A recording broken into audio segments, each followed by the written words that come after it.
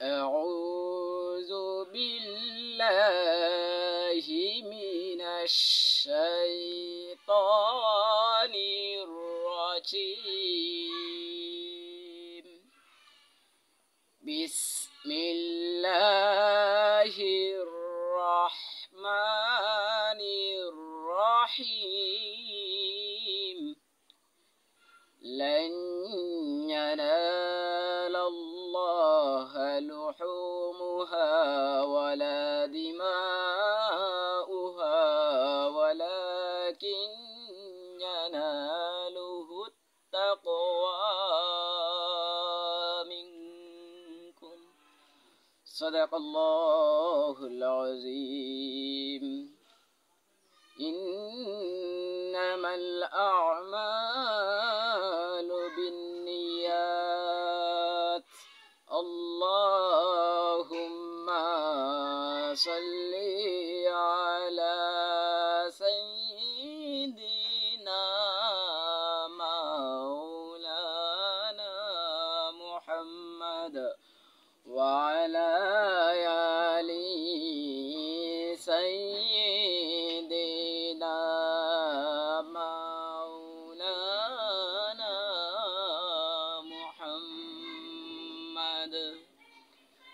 محترم হাজিরিন کرام, আল্লাহ তাবারক ওয়া তাআলার কাছে লক্ষ কোটি শুকরিয়া আদায় করি যে রব্বুল আলামিন আজকে আরাফার দিন আমাদেরকে একত্রিত হয়ে আসার এবং বসার, কথা বলার এবং শোনার তৌফিক দান করেছেন। সেই রব্বুল আলামিনের দরবারে আবারও লক্ষ কোটি শুকরিয়া আদায় করি, বলি আলহামদুলিল্লাহ।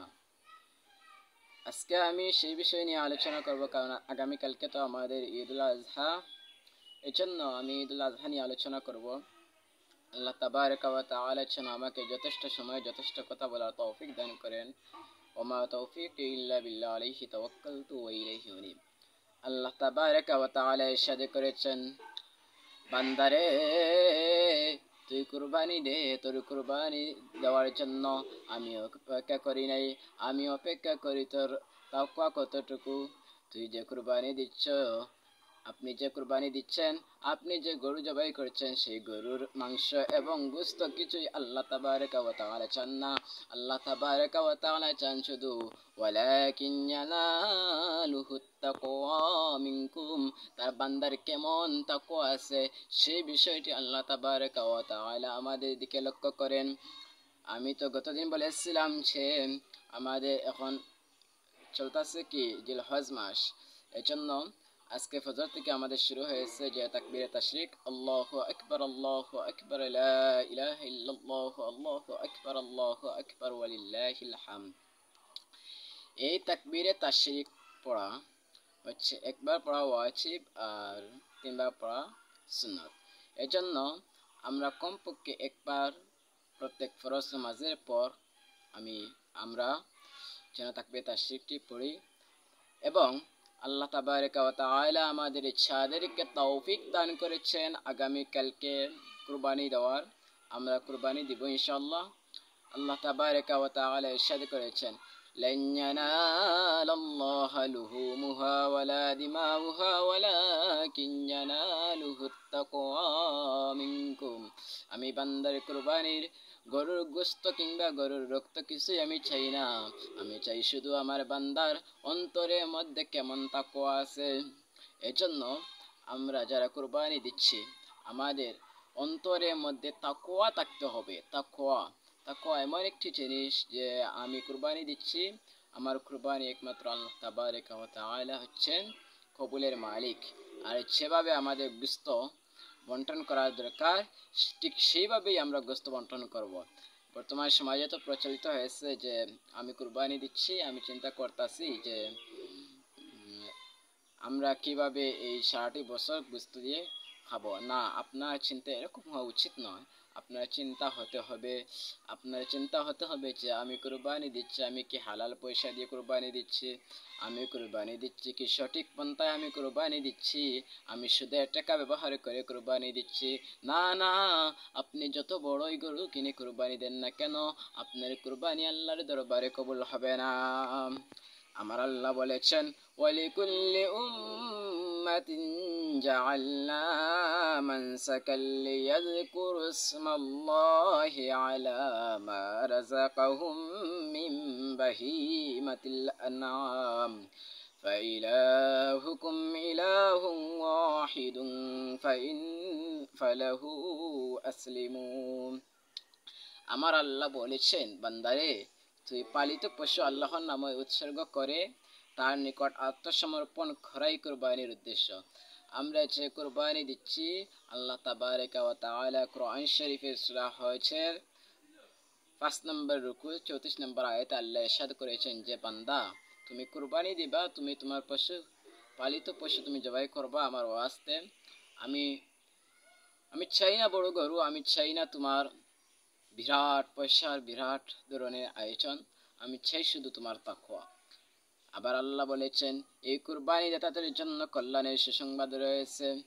এই আয়াতের মধ্যে আল্লাহ তাবারক ওয়া তাআলা এই কথাটিও বলেছেন যে যারা একমাত্র আল্লাহ তাবারক ওয়া তাআলার উদ্দেশ্য নিয়ে কুরবানি করবে তাদের জন্য আল্লাহ তাবারক ওয়া তাআলার অসংখ্য অসংখ্য গণিত নিয়ামত রয়েছে। তারপরে আমাদের কি করতে হবে? আমাদের এইটুকু আল্লাহর দরবারে শুকরিয়া আদায় করতে হবে যে আল্লাহ তাবারক ওয়া তাআলা আমাকে তৌফিক দান করেছেন বিদায় আমি কুরবানি দিচ্ছি। আল্লাহ বলেছেন বান্দারে আমি তোমাকে দান করেছি আমার নিয়ামত সমস্ত, আর তুমি সেই নিয়ামতের শুকরিয়া আদায় করো।